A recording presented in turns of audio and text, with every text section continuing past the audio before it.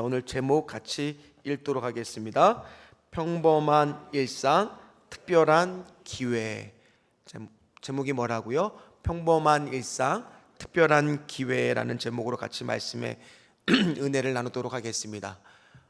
참 찬양을 하는데 우리 셀라 찬양단에 우리 앞에서 우리 원민 형제가 찬양하는데 약간 뒤에 있는데 가슴이 뭉클했습니다. 왜냐하면은 목소리가 다 어떻게 됐어요? 청년이 인도를 하는데 이 목소리가 다 쉬어서 내일부터 직장 생활을 어떻게 할까 이런 좀 걱정이 됩니다. 이것처럼 우리는 누구나 다 신앙생활 하는 데 있어서 똑같이 오전에도 말씀드렸듯이 예배를 드리고 말씀을 듣고 찬양을 하고 기도를 하는 게 아마 신앙생활 하시는 우리 성도님들의 주일에 왔을 때의 평범한 일상입니다. 평범한 일상 가운데 누군가에게는 특별히 영향력을 미치고 특별히 빛을 발하는 사명으로 살아가는 분들이 그 중에 있다는 겁니다.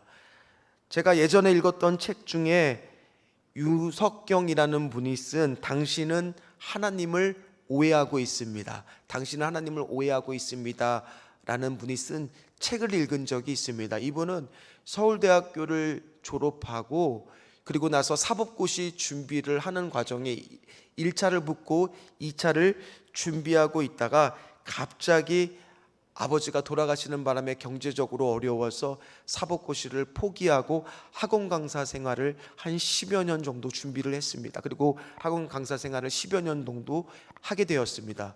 근데 이 과정의 그 프로필을 보는 순간 저하고 좀 상황이 비슷한 부분이 있었습니다. 그래서 저도 모르게 이분의 책에 더 집중하여 읽게 되었습니다. 왜냐하면 이분이 그렇게 학원 생활을 하다가 2010년 하나님의 부르심을 받고 그리고 나서는 선교사의 삶을 살아가기 시작했습니다. 삶의 배경이 저하고 조금 비슷한 분이 있었던 거죠. 그리고 나서는 지구촌 교회라고 이동원 목사님께서 심우하는 교회에 전도사로 사역을 잘하고 있었습니다. 그렇게 사역을 하는 도중에 그만 몸이 좀 아파서 병원에 가보니까 갑작스럽게 어떤 진단을 받냐면 직장암이라는, 그것도 말기라는 진단을 받게 되었습니다. 청천벽력과 같은 소식이었죠. 길어야 1년 산다는 의사의 그런 판단에 어떻게 할 거냐, 수술을 할 거냐, 아니면 항암 치료를 할 거냐, 방사선 치료를 할 거냐. 그랬더니 이 전도사님은 모든 치료를 거부하고 그냥 남은 시간 나는 복음을 위해 살겠다라고 다짐합니다. 남은 기간이 일주일이든 1년이든 한 달이든 간에 한 영혼이라도 더 복음을 전하며 살겠다라고 하면서 그렇게 하나님 앞에 간절히 기도했습니다. 하나님, 내게 남은 수명의 기간 동안 한 영혼이라도 더 복음을 전할 기회를 달라고 간절히 기도했습니다. 그러나 암에 걸렸기 때문에 하루하루의 삶은 쉽지가 않았습니다. 하루에도 어떨 때는 너무 힘들면 30번이 넘게 화장실을 들락날락 거리면서 토하기도 하고 때로는 매일 살과 피가 장에서 떨어질 것 같은 큰 고통 속에서 버텼습니다. 고통 속에서 때로는 잠을 잘 수도 없었고 가쁜 숨을 제대로 쉬지 못할 만큼 그런 상황 속에서도 그녀는 포기하지 않았습니다. 사람들이 그녀한테 물었습니다. 하나님을 원망하지 않으십니까? 그랬더니 그녀의 대답은 단 한 번도 나는 하나님을 원망하지 않았습니다. 그러면서 나는 하나님한테 왜 내게 이렇게 암을 주셨는지 묻지도 않았습니다. 하나님을 이해하려고 하지 않았습니다. 저는 단지 하나님을 신뢰합니다. 이런 고백을 하더라는 겁니다. 그러면서 그녀는 스스로 이 상황이 기쁘고 행복하다는 겁니다. 어떻게 그렇게 살 수 있냐 물었더니 하는 말이, 왜냐하면 나는 하나님이 지으신 목적대로만 살기 때문입니다. 내가 병이 낫는 것을 목표로 삼았다라면 나의 삶은 불행했을 겁니다. 하지만 나의 상황이 내 행복을 좌우하는 것이 아니기 때문에 저는 굳게 믿습니다. 그렇게 살다가 3년간 더 살고 복음을 전하다가 2016년 3월 1일 마지막 메시지를 전하고 3월 4일 날 하나님의 부르심을 받고 소천이 되었습니다. 왜 그 사람의 그녀의 이런 책이 감동을 주었냐면 그녀는 우리와 똑같은 신앙생활하는 평범한 일상 속에서 주님께 맡기는 인생을 살았기 때문에 빛이 났던 거고 우리에게 감동을 주었던 겁니다. 만약 우리 귀한 저녁 예배를 드리는 성도님들의 삶이 1년만 남았다라고 해보시면 어떤 삶을 살아보시겠습니까? 먼저 저도 오늘 이 말씀을 묵상을 하면서 저한테 한번 빗대어 봤어요. 만약 내가 1년만 살 수만 있다면 나는 과연 이 유석경 전도사처럼 그렇게 살 수 있을까? 한 번이라도 더 말씀을 전하기를 위해서, 한 명이라도 더 구원하기 위해서 그렇게 살 수 있을까? 스스로한테 한번 좀 물어봤어요. 그랬더니 한 찬양이 딱 떠올라요. 낮엔 해처럼 밤엔 달처럼 그렇게 살 수 없을까? 욕심도 없이 어두운 세상 비추어 온전히 남을 위해 살듯이. 이게 꿈이고 싶은데 찬양은 어떻게 가사가 계속 진행이 돼요? 나의 일생에 꿈이 있다면 이 땅에 빛과 소금 되어 가난한 영혼, 지친 영혼을 주님께 인도하고픈데 나의 욕심이 나의 못난 자가 언제나 커다란 짐 되어 나를 짓눌러 마음을 공공케 하니 예수여 나를 도와주소서.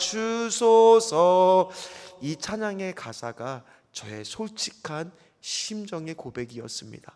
과연 나는 그 사람처럼 살 수 있을까? 마음은 그렇게 살 수 있다라고 생각할지 모르겠지만 실제로는 연약한 나의 모습을 보게 되었습니다. 오늘 말씀을 듣는 우리 귀한 성도님들의 일상 가운데에서도 이런 일들이 생긴다라면, 만약에 주님이 찾아오게 되신다라면 어떤 삶을 살겠노라고 주님 앞에서 이야기할 수 있겠습니까? 오늘 본문을 보는 순간 어떤 분들은 오늘 목사님이 헌금을 잘 해야 된다라는 얘기를 하시려구나 라고 생각을 했다라면, 혹시나 과거에 이 본문을 가지고 그런 설교를 들었다라면 그것은 큰 착각입니다. 오늘 본문의 원래의 뜻은 절대로 헌금에 대한 이야기가 아닙니다. 물론 그 안에 헌금에 대한 부분도 담겨져 있지만 사실 오늘 예수님이 이 말씀을 하신 것은, 이 말씀을 듣는 대상이 요 앞에 본문을 보면 서기관과 바리새인들과 성전 안에서 논쟁을 하면서 그들의 신앙에서의 삶의 태도를 꼬집고 비꼬고 있기 때문에 오늘 이 두렙돈을 드린 과부하고 비교하고 있는 겁니다. 너희들은 과연 신앙생활을 일상 가운데 잘하고 있었는가, 어떻게 살고 있었는가를 물어보는 질문이라는 거예요. 따라서 오늘 저는 여러 가지를 볼 수가 있겠지만은 오늘 이 두렙돈을 드리는 과부의 초점을 맞춰서 말씀을 좀 살펴보려고 합니다. 먼저 오늘 예수님은 논쟁을 하다가 굉장히 좀 피곤하셨습니다. 그래서 눈을 감고 그리고 한참 동안 생각을 하시다가 눈을 뜨면서 사람들이 헌금을 하기 위해서 성전에 들어오는 모습들을 유심히 헌금함에 앉아서 보고 계셨습니다. 오늘 그것이 41절 말씀입니다. 같이 읽도록 하겠습니다. 예수께서 헌금함에 대하여 앉으사 무리가 어떻게 헌금함에 돈 넣는가를 보실세 여러 부자는 많이 넣는데.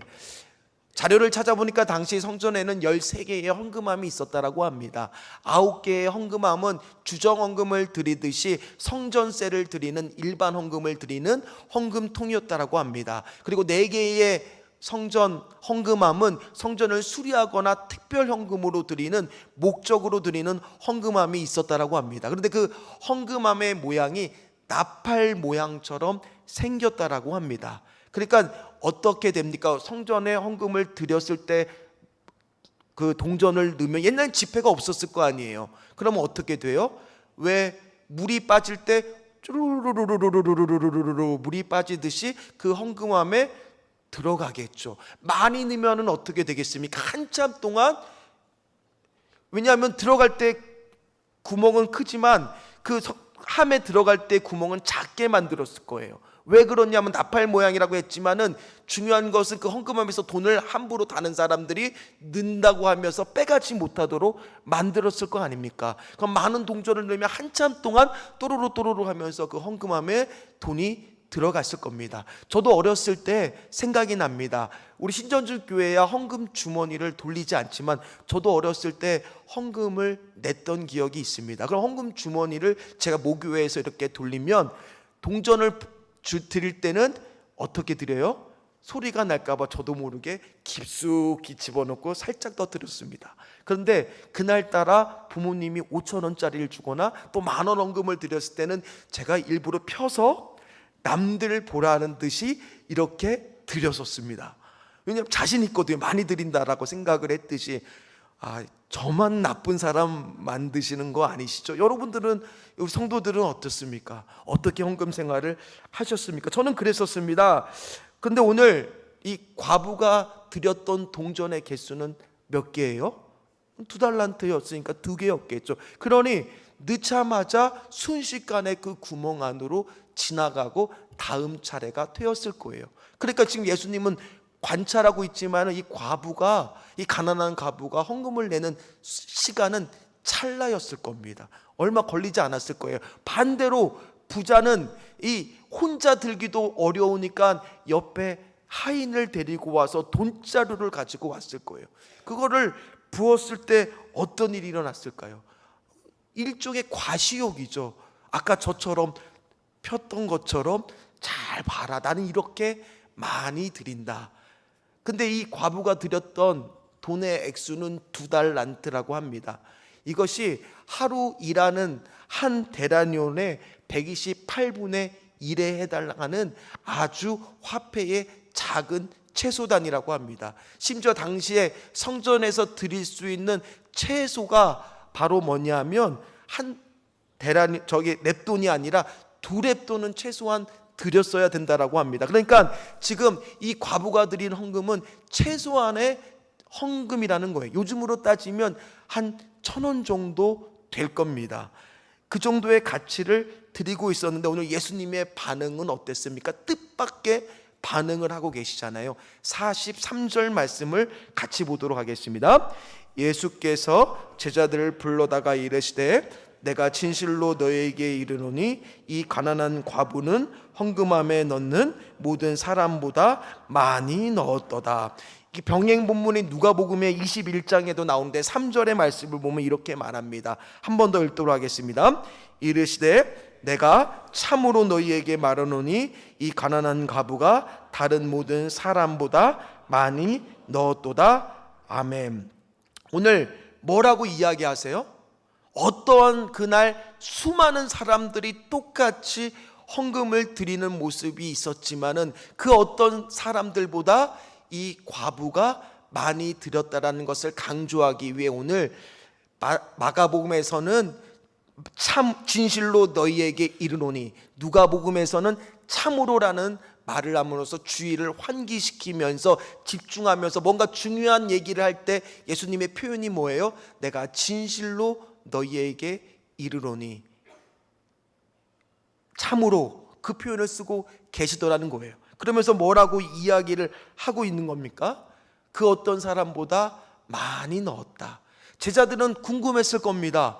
분명히 절대적인 액수로도 가장 적은 금액을 이 여인이 넣는 거고, 그렇다면 예수님이 말하는 거는 혹시 재산의 비례해서 그렇게 말씀드리는 걸까?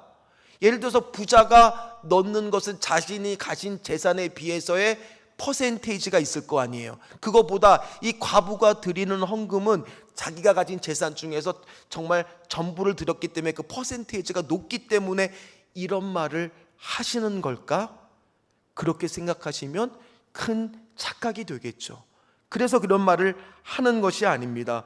아까도 얘기했듯이 오늘 말씀은 오늘 이 여인에 대해서만 이야기하는 것이 아니라 원래의 뜻은 그 당시에 부자들의 신앙생활과 그 성전에서 그 성전세로 살고 있는 타락한 제사장들을 향한 말씀이었다는 얘기입니다. 그러나 오늘 아까도 얘기했듯이 저는 이 말씀을 과부에만 집중해서만 보면 첫 번째입니다. 같이 읽도록 하겠습니다. 평범한 일상이 특별한 기회가 되기 위해서는 평범한 일상 속에서 이 여인은 어떻게 하고 있어요? 그러기 때문에 전부 드린다라고 이야기를 하고 있는 겁니다. 있어서 드리는 것이 아니라 없는 중에 드렸기 때문에 오늘 그 말씀을 하고 있는 겁니다. 오늘 하나님이 우리를 보셨을 때 얼마나 많이 드렸느냐를 보시는 것이 아니라 뭐를 보세요? 어떠한 마음으로 드렸는가. 뭐라고요?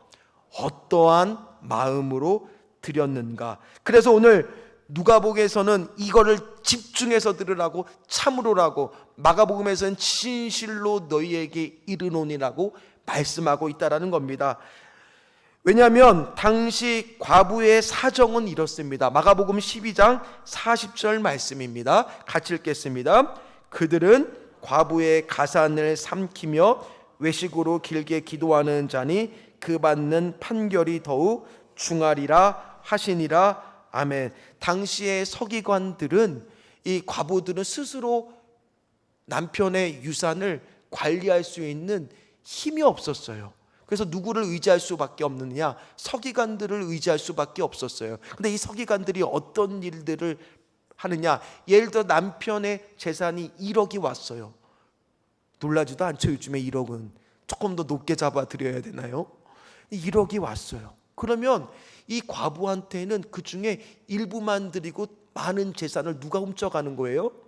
서기관들이 훔쳐가는 일들이 종종 있었다라는 겁니다. 대부분 그렇게 살았다라는 겁니다. 그러다 보니까 한마디로 오늘 이 과부를 표현하는 말은 42절 말씀처럼 표현하고 있습니다. 42절 말씀을 같이 읽도록 하겠습니다. 한 가난한 과부는 와서 2렙돈 곧 한 고드란트를 넣는지라. 아멘. 이 과부는 어떻게 살고 있다라고 얘기해요? 그게 당시의 과부들의 삶이었다는 거예요. 어떻게 살아요? 가난하다는 거예요. 그런데 오늘 이 표현이 다른 성경에서는 쓰이지 않는 오늘 본문에서만 쓰이는 표현입니다. 이거는 뭐냐 하면 가난해도 너무 가난해서 뭐가 찢어질 정도로 가난하다고 하는 우리 표현 있잖아요. 그렇게 극빈층을 표현하는 말입니다.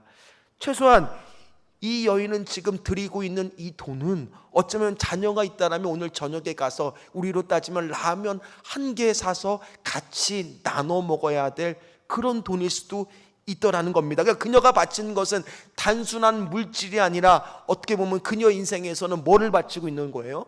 생명을 바치고 있는 거예요. 그럴 때 무슨 일이 일어나야 돼요? 엘리야는 이제 내일 새벽에 나눌 엘리야는 사르밧 과부를 만납니다. 사르밧 과부를 가뭄 기간에 만났을 때 시돈 땅에 가서 그 여인에 대해서 뭐라고 이야기를 합니까? 나에게 먹을 것을 좀 달라. 그랬더니 그 여인이 뭐라고 이야기해요?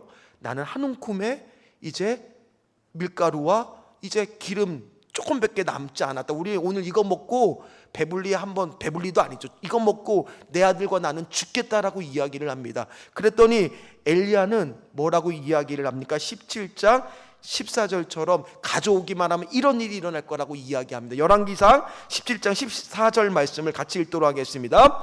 이스라엘 하나님 여호와의 말씀이 나 여호와가 비를 지면에 내리는까지 그 통의 가루가 떨어지지 아니하고 그 병의 기름이 없어지지 아니하리라 하셨느니라. 아멘. 아니 그렇다면 예수님도 오늘 동일하게 이 여인을 향해서 저 여인의 주머니에서 2렙돈의 돈이 없어지지 아니하리라 이렇게 말씀해 주셔야 되잖아요.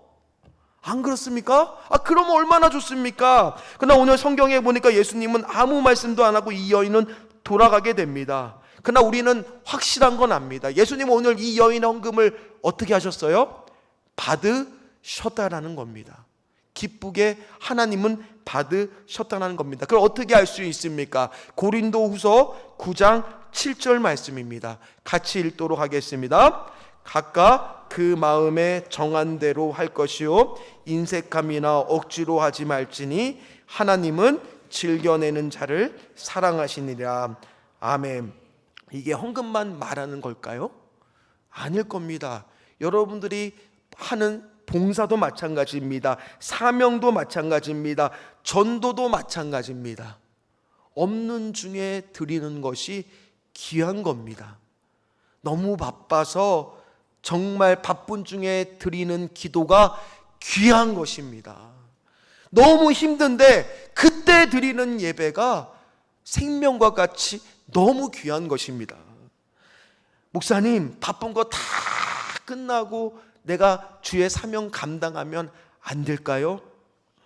나중에 시간이 되어서 여유가 있을 때 하는 것들은 어떻게 보면 참된 것이 아닐 수도 있더라는 겁니다. 하나님은 오늘 우리가 평상시 드리는 하나하나의 일상에서의 신앙생활을 차근차근 보고 계십니다. 중심을 보고 계십니다.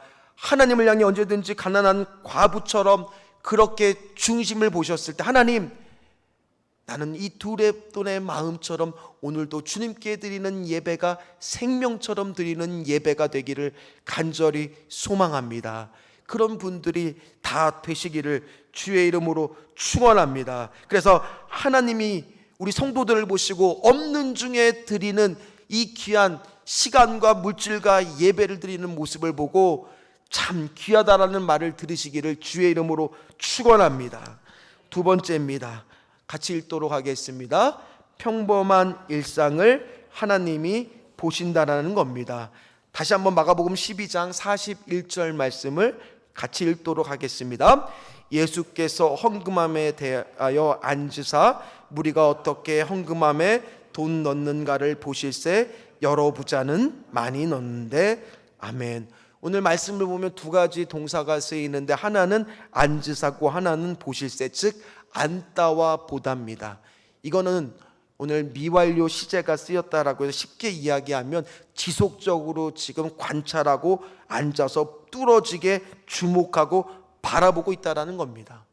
오늘 과부는요, 성경에 이름도 나이도 아무것도 기록되어 있지 않은 하나의 무명의 여인입니다. 그러나 중요한 것은 오늘 예수님은 그 여인을 뭐하고 계세요? 주목하고 바라보고 있다는 얘기예요.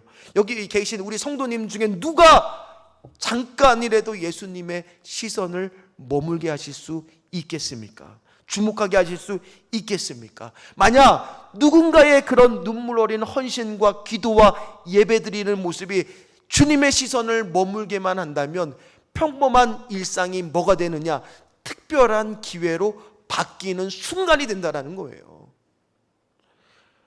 오늘 우리도 다 똑같이 교회에 오셨습니다. 다 저녁 예배를 드리고 있습니다. 헌금도 합니다. 헌신도 합니다. 봉사도 합니다. 그러나 그 와중에 어떤 분은 주님이 그것을 기쁘게 받아주시면서 보고 계시다라는 얘기예요.